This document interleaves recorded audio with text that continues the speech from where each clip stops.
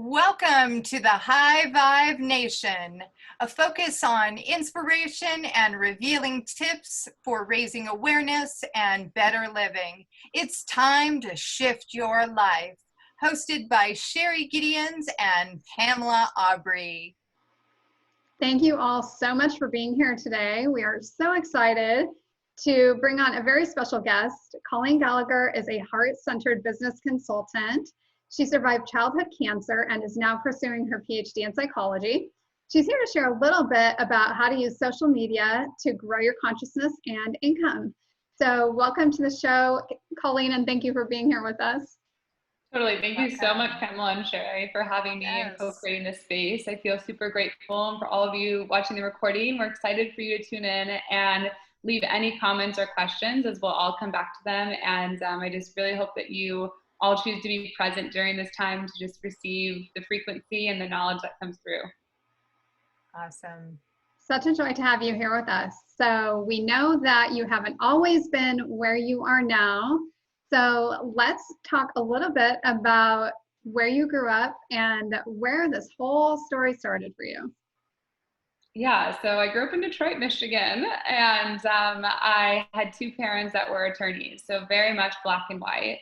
And I was a very colorful girl, always saw like the dreamer, the Disney movies. I was very much out there. And I actually got cancer at age 14. And one thing that I truly believe is that anytime that we have a disease that manifests in the body, it's because God's source universe, whatever you want to call it, is really desiring or having us become, I should say, immobilized for us to really see what it is we're meant to do. They're desiring to redirect us, to put us in a momentum of what our greater calling is. And so I didn't know that at 14 necessarily when that happened, but I believe it was my job to figure that out. And how did you handle that at 14, for goodness sakes? You were 14. Were you afraid? What was your mindset?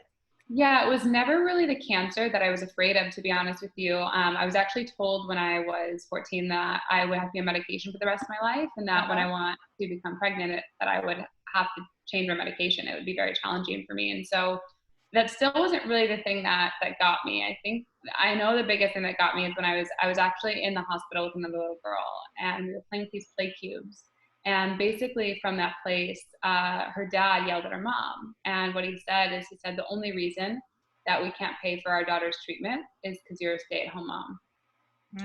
And from that point, I became like very money hungry. And that was a point where I still didn't really know much about cancer, or why it happened, or all this manifestation of it in the body, or even trauma, holistic healing. I didn't know that really, but I graduated college and I got a degree in marketing, and I worked for a $23 billion company as a sales engineer, where I grew my territory 0 to $1 million in 8 months, and then 5 million to 8 million in 8 months. Wow. And I was really unhappy. I was in like an emotionally abusive relationship. I was drinking all the time. I was 23. I remember I went on the corporate jet, and I was like, wow, I have the life. And all my friends, I was the one that like paid for everything. I go to all these festivals, and I just was so empty. Like, I just remember coming home one day, closed my largest deal, and I crashed on the couch, and I was like, I didn't make it through cancer, and my friends haven't like died, because not everyone made it, for me to be living this way. And I wanted to be like this woman empowerment, this like go-getter in a male-dominated field. And I was realizing I was pushing myself to kind of fight for woman equality, which kind of goes against the word femininity. And I was really suppressing a lot of myself. And so I just knew like something had to be done. Well, let's back up for a second, because I have so many questions around, the time from you got cancer until, then you went into this corporate world. Yeah. But what happened in the in-between part? I mean, you talked about how you addressed cancer and how all of a sudden you started to, get deeper in touch with, angels and other things that were speaking to and communicating to you. But you obviously healed from the cancer. Yeah, so I was 20 when I totally healed, but I had to get 2 surgeries, and then I had a radiation and a few other procedures, because I had a thyroid, and then I had my lymph node that was wrapped in my jugular. So I had to have an 8-hour surgery to get that out, or it would have been possible. It would have kept growing and popped my jugular. And then I also had cells that went towards my left breast, which is my heart. So I had that. So I still didn't know from the time of 14 to 20 that things manifest in the body based on your illness. But I can tell you to this day why I know I got cancer. So when I was a little girl, I used to see like fairies and angels, and people would be like, "How did you know that answer on the test?" Or "How did you know that?" And I'm like, "The fairy told me," or we played like hide and go seek, or like hiding in the eggs, and I'd always know where it is. People were like, "What are you doing?" I'm like, "They're telling me, like they're telling over here," and people were like, "You're crazy."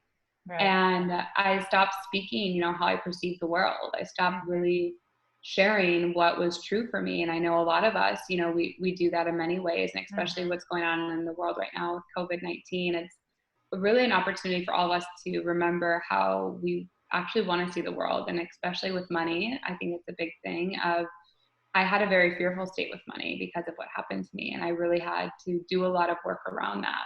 But it what wasn't kind of work? What kind of work did you do around it? Because I know people really want to know this right now.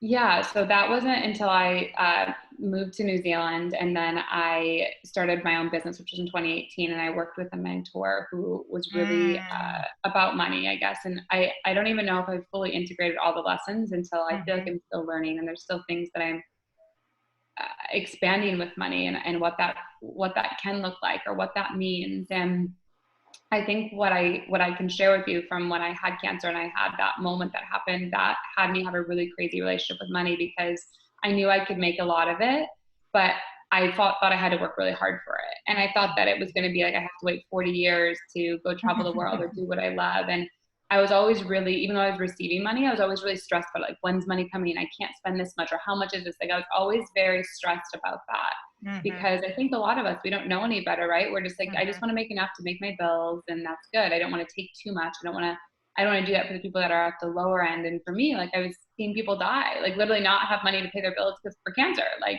as a very young girl. And I was seeing people that were also older that were getting cancer, and they were like, I've lived my whole life and I haven't done anything I'm proud of. I haven't really lived. And I think for me, I don't know if at 14 I had all the emotional intelligence and awareness to comprehend it. But when I left this corporate job, that was really not, it was an amazing opportunity that I've learned so much from, and how a big multi-billion-dollar company runs, but I just wasn't true to my soul. And so when I left to New Zealand, that was the first opportunity where I saw I could really live on my own. Like I thought I needed a corporation. Let me interrupt. I'm sorry. Let me interrupt as well, because I'm very curious about this whole thing of you becoming an engineer, because it's interesting to me that being as creative as you were, you would have even been drawn to that. So what was it that attracted you to engineering specifically, and then brought you kind of back into this same world that's very structured and kind of black and white? Yeah, so it's such a great question. So with me, when I had this, right, it was a dad that yelled at a mom. And so I was very much into like woman empowerment. And my mom was an attorney at AAA, and my grandma actually was one of that had the highest LSAT in the state of Michigan, but no one would hire her because she's a woman. So I've come from like a very like masculine, powerful woman family. And so I've always been like, we take care of ourselves, we go for it. And I saw this like man speak to his wife this way. And I was like, there's no way as a woman I will ever like let this happen in my beingness, I guess. And so I was like, okay, well, no, I want to do sales. And I was like, sales engineer, like 98% of it's man. And I was like, so I can make the biggest impact with men if I go dominate this field. And that was really my mentality. If I'm going to dominate to prove that women can really make money, that there's no reason you should ever say that we don't have money because you chose to be a stay-at-home mom. Like that will never be not only my reality, that can never be any woman I touch's reality. Like I want every woman to really see how no matter what, they can make an income, whether it's in COVID, whether their kid has a disease, like, whatever that it is. And that's where the engineering came. And then from that came the people skills of the abilities to understand people, to feel people, to know people better than they know themselves. And I still don't think when I was in corporate, I didn't understand these skills I had, or these gifts that we all have access to. I just was knowing let's make money. And I knew what actions to take, but I couldn't really teach you the process because things were happening so quickly. I couldn't actually register what was happening in my beautiful life, because I just knew I was so willing that I had to succeed, because I would not have money in case I needed to die. And what a program. I mean, the whole thing is when you realize that it's these programs, these conditioned behaviors that are modeled for us, you know, like you said, with the women in your family, they modeled that behavior of more of a masculine driven way of achieving and, you know, going for money and stuff like that. Were there ever any real deep fears around money or not having enough that were programmed into that environment as well? Yeah, so I wouldn't say so much with my parents, the fact of not having enough. I wouldn't say that, but there would be times of, let's say, like, we'll spend money on this, but not on this. And it wouldn't really make sense. Like, you know what I'm saying? Like, we'll do, like, traveling, we'd always spend money on that. Was like a no-brainer. Like, and I'm super grateful for that. But like, let's say, like, shopping at like Abercrombie, our coach, my mom would be like, that is not a name brand that I support. So no, I'm not shopping there. But we'd spend the same amount of money at another clothing store, you know? So it was just funny little habits like that. That maybe they weren't bad or good, but it's just kind of like, well, what if there was enough to do it all? And I don't think that was something that was ingrained in me. And it's such a beautiful thing you're asking this. Probably about a week ago, if my mom watches this, sorry mom, but if you, we were talking and I was sharing with her about something as I'm doing my PhD and I was applying for I just applied for scholarship money through merit for my grades. Cause I just like, if I can save money, let me do it. And, I told my mom, I was like, you know, the funny thing about you and dad, which I realized is you guys are very black and white. You've never really been a creator. Like you've always been like, well, I have to work X amount to get X amount of money, where I'm like, well, if I don't have the money, I can just create something to make the money. Like, and she was like, oh my God, you're right. And my mom didn't even realize that when I shared that with her just a week ago. So I think that there's things that you always learn with your money. And I think it's like, whether it's passive income or investing it in products or investing it in ways that you can provide solutions to other people. I think that's always changing. And that was not a skill that I had, you know, at 23 or 24. I wouldn't say until I'm 26 now. I mean, it wasn't until I really left my corporate job in New Zealand that I realized you can really create whatever you want when you want. It's just a choice. Mm-hmm. Yeah, absolutely. I mean, and part of that too is, you know, like having that conversation now from a place of awareness for you with your mother and being able to talk to her where she's aware in herself different ways that she could have maybe been different, or what up levels her and lifts her now to reflecting on that from a different perspective. Totally. And I think a big thing with my parents as well, which I really love, has been like social media. Like my first year in business, I traveled to 13 countries. I lived in New Zealand, they didn't, their only daughter is halfway around the world. Like, right.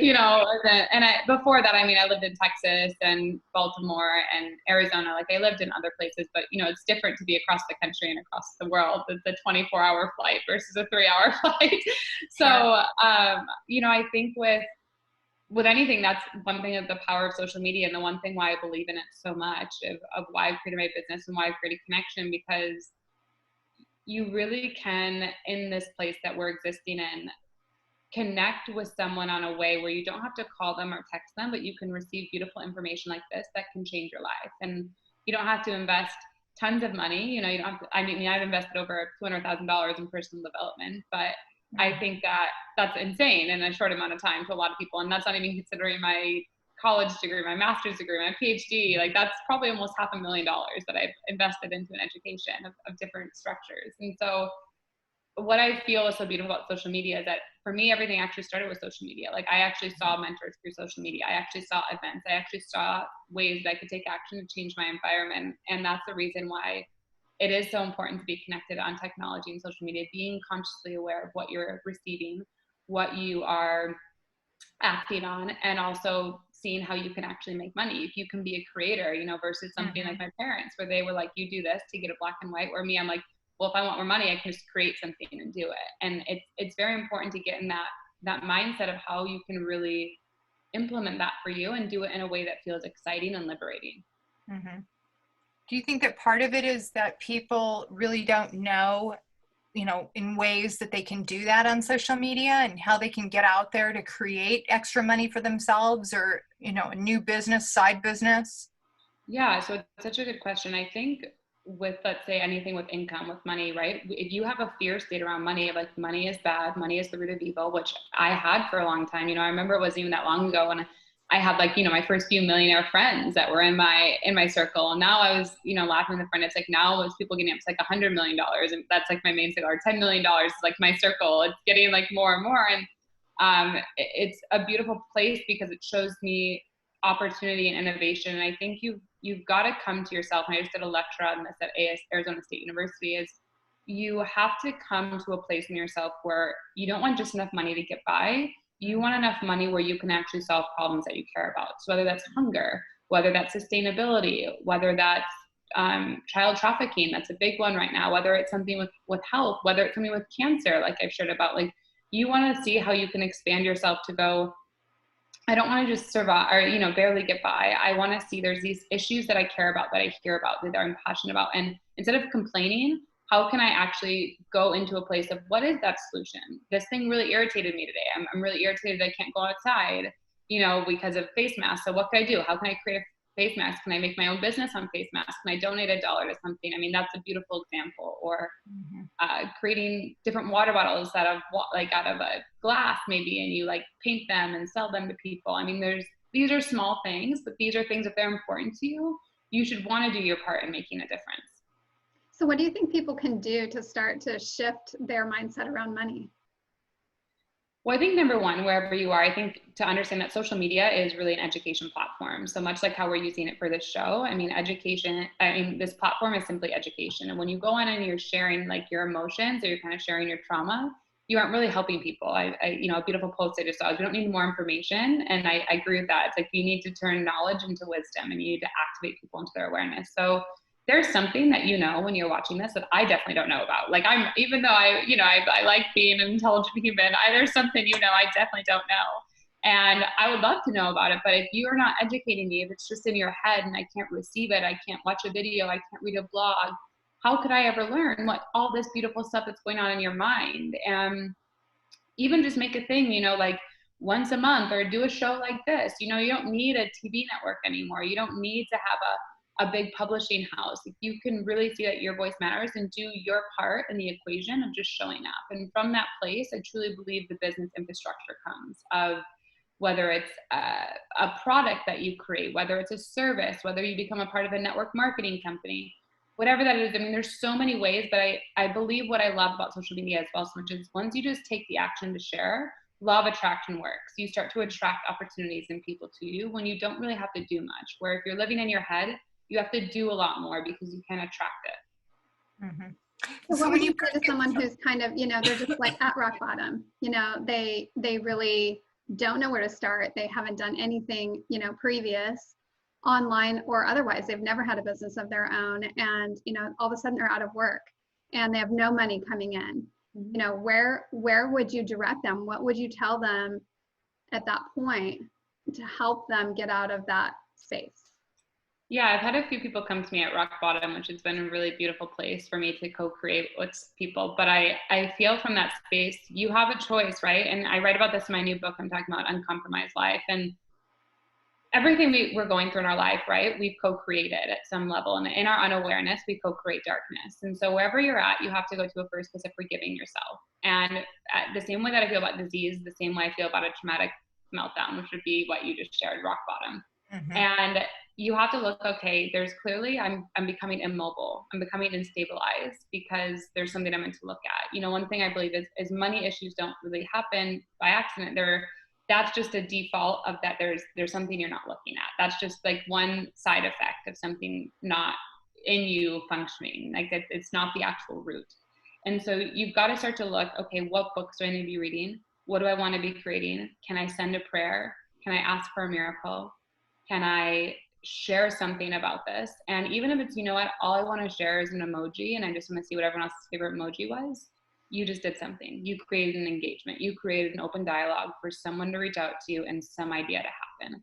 But I think if you're at rock bottom, the biggest thing is you've got to start investing your time, not into letting the dwelling thoughts, but you've got to go on YouTube. You've got to go on podcasts. You've got to sit still, follow that inner calling to see where you can search to start down a rabbit hole that's going to lead you to a higher vibration. Because Otherwise, you're just going to stay stuck in the loops, which isn't good for you and it isn't good for the collective humanity. Mm-hmm. And how do you stay in a high vibration? What are some of the ways that you utilize some of these tools that you're using that you can share with our listeners? Yeah. So, I mean, a big one for me that I really love is prayer. I mean, it's whatever religion you are, but it's a big thing that I really believe it can help, you know. And I think another big thing I really love is yoga. I've been a yogi for almost 10 years. It's crazy to say, but more than that. Yeah, but very much like in that way. So, you know, that's another one. And a beautiful shit I shared, you know, even with where I'm at in my life, you know, I had a yoga studio, but it's the same price when we're in COVID-19. So I finished my membership and I was like, I'm not going to renew it. I'm just going to go on YouTube and Google some new people and see. And I was like, I'm saving money and I'm getting a new experience. Like, do I miss my yoga studio? Yes. And my stud, but I'm like, you know, it's just what makes sense for me. And I'm happy to do it. And I'm learning new things. And I made it a positive. And I think everyone has the availability to do this. And I didn't just become like this overnight. I think a lot of people look, you know, I very much had an experience when I was leaving from America to New Zealand and I was at Ultra Miami. I was probably at my lowest point in my life. I was on recreationally on some drugs, and I called a friend of mine and I said, I wish I never made it through cancer. And it was like my lowest point. I remember, and that was, you know, March of 2017. And it's, you know, April 2020. And I've had so many beautiful things that have happened in my life from then, but you can change your life around. And I remember in that moment, I just made a commitment to myself, but there was a mentor that I hired. I remember I saw her Facebook ad on video that day, and I'll forever be grateful to that woman for having that Facebook ad, to having that video. So I remember I saw her, I said, that woman's going to be my friend one day, and I'm going to be traveling the world and helping people. And that she was instrumental, even though I never met her, nothing, into my moment. And that's why I believe social media is so important, because even though I didn't pay her in that moment, it wasn't until a year later, over a year later, that I paid her or invested with her. But I built momentum around believing in that something could be possible. And I think for you, when you're watching this or receiving this, whether it's you want a business, whether you're in an older generation, 50s, 40s, I shouldn't say older, but you know, when we weren't in the technology era, realize the power of it. You have so much beautiful wisdom that I would love to learn from, that I know a lot of people in their 20s would love to learn from. And we're not going to do it by talking to you on the phone. We're just not. And we want to receive it on our time, on our video, on our attention span, not on yours. And I think that's a really big thing of people getting, well, how do I look? How do I this? And it's like, if you really knew that you could impact someone's life, would you care about how you look? Right. Point blank. And I feel like that's the mentality to go in. And that's, I think, what's lifted me out a lot of places. And that's what's giving me the courage. And I turn back to that place of having cancer. If I've seen my friends die, I haven't, you know, always whatever. And I go, would I want to die tomorrow? Would I be proud of me? Or would I want to take the courageous step to do it? And even if one person listens, even if no one listens, who cares? And I've been made fun of many times, you know, by old friends of mine or different things, but I was always more committed to help others. And I think that's your own personal choice. When you become more committed to helping others than committed to suffering, your life will change miraculously. Mm-hmm. Mm-hmm. I think a lot of it is too that people know the power of social media. Mm-hmm. And they recognize, you know, they love the interconnection, because let's face it, we all love connection. Mm-hmm. And we want to be heard. But I think a lot of it is individually in people. Their question is, what do I have to give of value? Mm-hmm. You know, because let's face it, so many of us are conditioned in a way where we think, who's going to want to listen to me? Or who's going to want to hear a message. So when you're working with people and you're honing in on them, you know, from an intuitive standpoint, you know, how do you go about that? I mean, what are some of the things you utilize in you to, you know, get down to giving them information for, you know, where to get started? Totally. So I think this is part of the things I was sharing, like when I saw the fairies, the angels. So we all have it, but it's this inner guidance system, right? I call it our intuition, our knowing, obsessive knowing, whatever you want to share it. But there's so many other gifts, right? Like there's psychic abilities, there's clairvoyant, there's clairsentiment, there's clairgusto, there's hearing, like supersonic, there's telepathic communication. There's so much literally that you can get into. And the beautiful thing is we have access to all of it. And so for me, specifically when I work with people, I don't even know if I could tell you I've honed in on the necessarily wording of what I do. I think it's part of the magic of Colleen Gallagher that's still being revealed and uncovered, if I'm being honest. But I think what I really know that I'm great at and what I guide others is I just believe everyone is so special. I believe everyone has this soul. And from this place of their soul, I believe their soul really wants to find a home in the world. And I've shared this many times. I've traveled to nearly 40 countries. I've lived in 5 countries, 5 states, I mean, all over. But home isn't a place, it's people. And I think all we need to remember is when I see people is I want to remind them what it feels like to have a home. And I think within that, whether it's my marketing genius, it's my sales genius, it's all these companies or all these different things they've worked for, I just want people to remember that their soul can have a home. And from that place of homeness, you do grow the confidence because you're now remembering that it's so much greater than you. Whereas if you just have your human logic place, you aren't going to act because you think 2 + 2 is 4. When the reality of the operating system we go on is like actually 1 + 1 is 3. And I know it's a little trippy, but for those of you who can receive that or remember that activation I share there, that's where the world is meant to go. And that's the frequencies that we're meant to receive. And from that place, you can show up on social media. You can do the damn blog. You can take a selfie. You can do a video. And even if it's long, even if it doesn't make sense, you can do it. You can be the example. And I think when we come into that place of remembering the people that I've always worked with, that's where they really accelerate because they're not trying to market themselves or value themselves. They're just going, wow, my soul feels complete. And this is just what I have to share. And if I don't share this as mine, I had throat cancer. Things will manifest in different ways. And that's money, that's this. If you're in a state of tragicness right now or trauma, there's a reason for it. There's a lesson for you. And you're meant to slow down and go, what am I supposed to be hearing? What am I supposed to be seeing? And what am I meant to be communicating in whatever way? Maybe it's not a coach. Maybe it's not a mentor. Maybe it's a product. Maybe it's a network marketing. There's no wrong way to do it. But what do I believe in? Because I wish I had that when I was here at the bottom right now. And I want to create from my bottom a roadmap to get out of it. Mm-hmm. I think that's Pam, really you have great. anything? And it begs the question for me. So for someone who maybe hasn't started on that journey yet at all to really discovering who they are, what would you tell them? What would you say would be the best first place to start? Go to my book, my first book, Live Your Truth, I would say, or I would say go to my podcast, Colleen Gallagher podcast. But I mean, besides that, as I said before, I think sending a prayer, and this is, something I really learned recently, which is a really beautiful tool. Our soul's always existent for us. And so many times we've abandoned our soul and we've done it. So kind of a great way to even just go, okay, I'm going to put my hand on my heart and I'm just going to simply say, I'm so sorry that I don't know how to love you. So sorry that I haven't shown up for you. I'm so sorry. How can I love you? How can I show up for you? And when you just say, like, even when I say it just now, like, I get emotional. I think every time anyone says that, they get emotional. I think if you're a man, and I've done that exercise with multiple people, if you're a man, if you're a woman, it doesn't matter what age you're in. I've done it with people that are 86-year-olds. Like, whenever they do it, you get emotional because you realize it's not just you in there.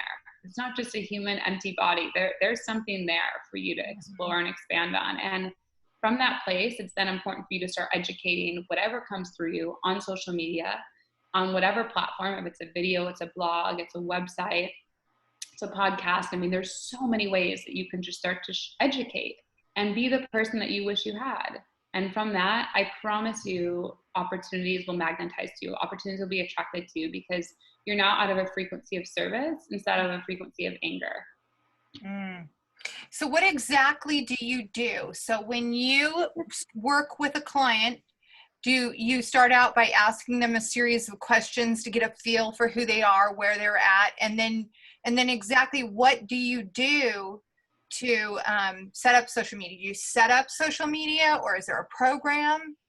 Yeah, so I have multiple online programs. I think of like 8 different online programs, and then I do like one-on-one. But I specifically, whenever it's a one-on-one or anyone that I meet, I think when a lot of people say, "What do you do for a living?" and I really don't like that. I think the better question is, "What are you passionate about?"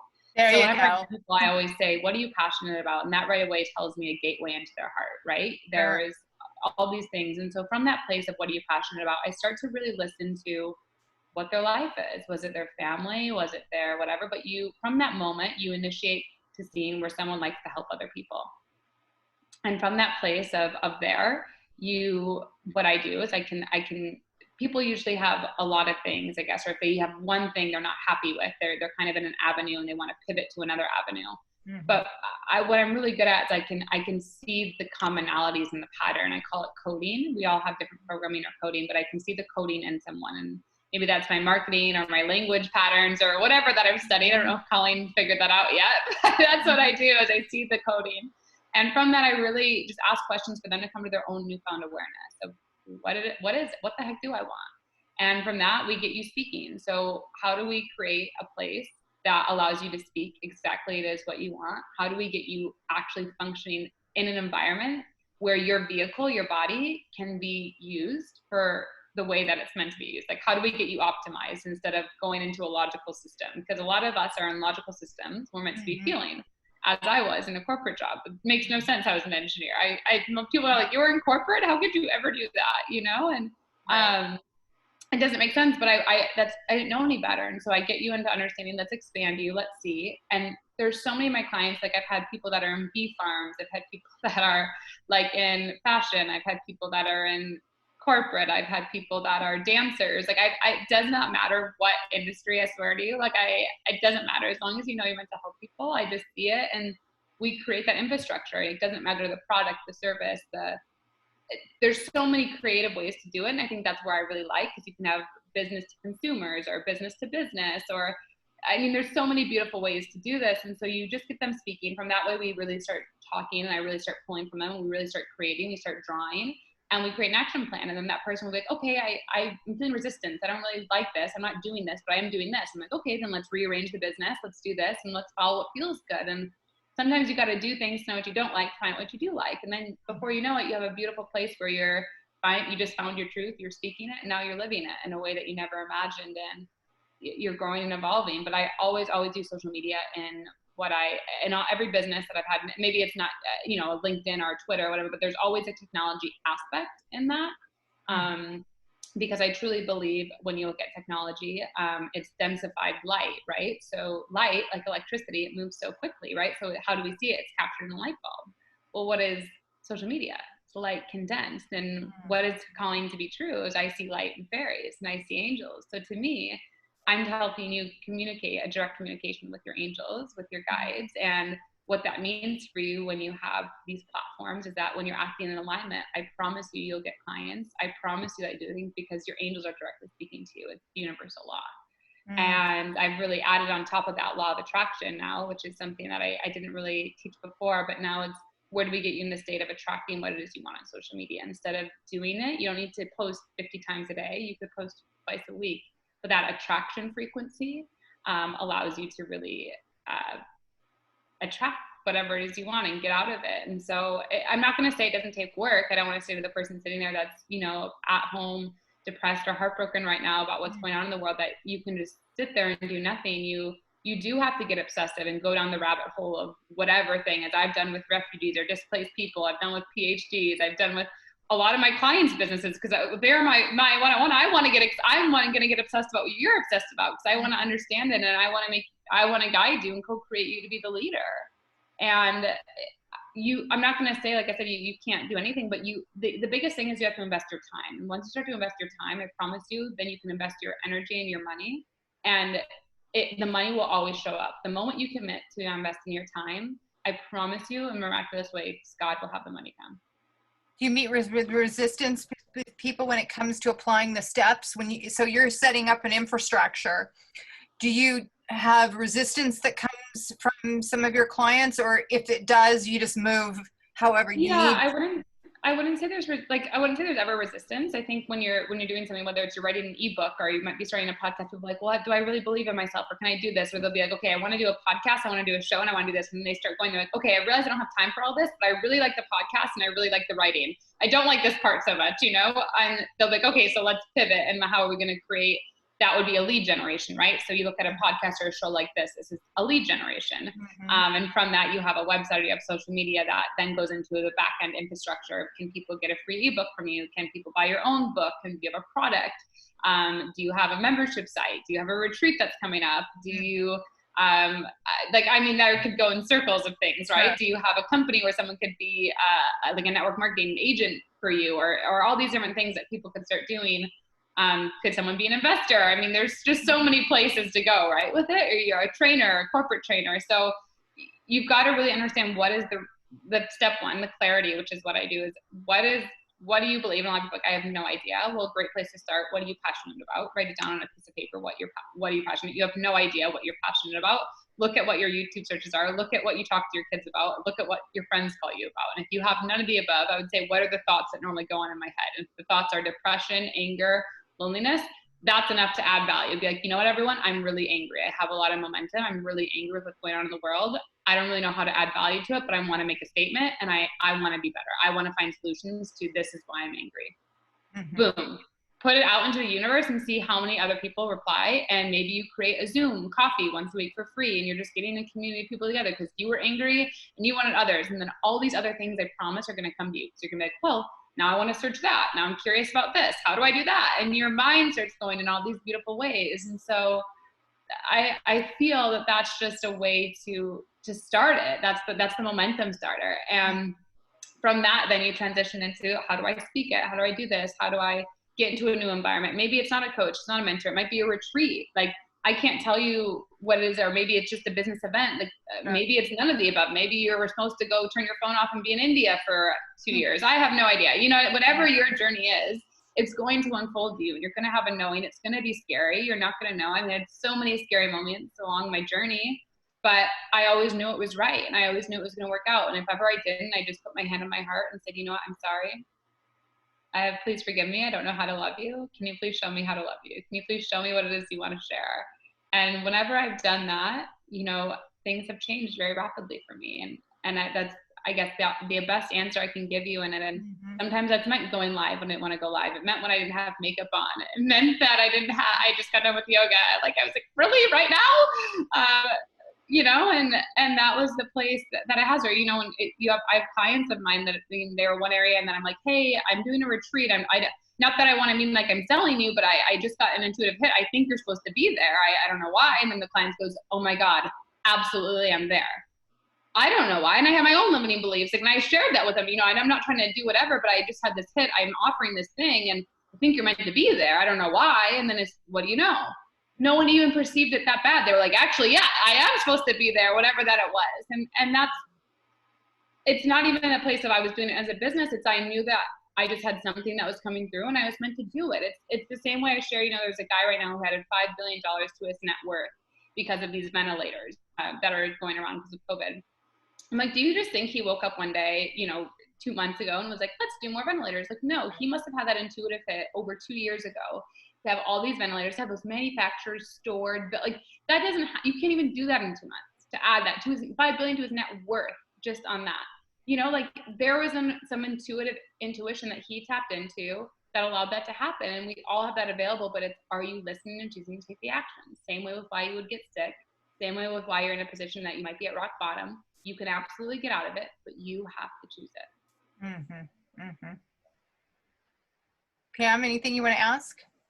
Yeah, no, I was just thinking, I think that, you know, it's really encapsulating kind of the coming from rock bottom, you know, and moving that, but then also giving some good perspective on where you can go. Because I think sometimes, you know, it's hard to get that full perspective, especially if you are, you know, at rock bottom, or maybe you've been there for a while. You know, it's just hard to see even the next step, let alone where you can go. And so for someone to be able to sit down and say, look, here's what's possible, then it's like, oh yeah, I can see that, you know. But sometimes when you're there, it's hard to see that. And I think there's a lot of people right now that are just experiencing so much change and so much, you know, in some senses loss, you know, around what has been. And we're shifting into this time that is really, you know, I mean, it's unprecedented. It's totally unknown for really all of us. And so that sense of kind of overwhelm sets in for people. So I love that you just kind of gave this sort of trajectory, you know, for people to think about and to really be able to sit with.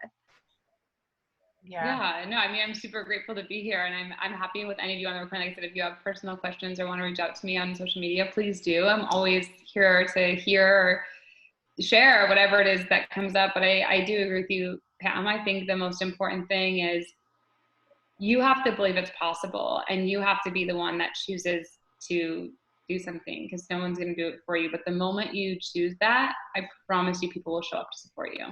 Mm-hmm. Absolutely. Mm-hmm. That's beautiful. And, you know, another thing that comes to me too, listening to what you've shared, you know, around all the things that you do to work with a specific person, is that it sounds like they take leaps, and it's from those leaps that, like you're saying, these, you know, and this expansion occurs, and these next level experiences. You know, when I heard you use the word passion, I felt it in your heart when you talked about passion, you know, from what you do.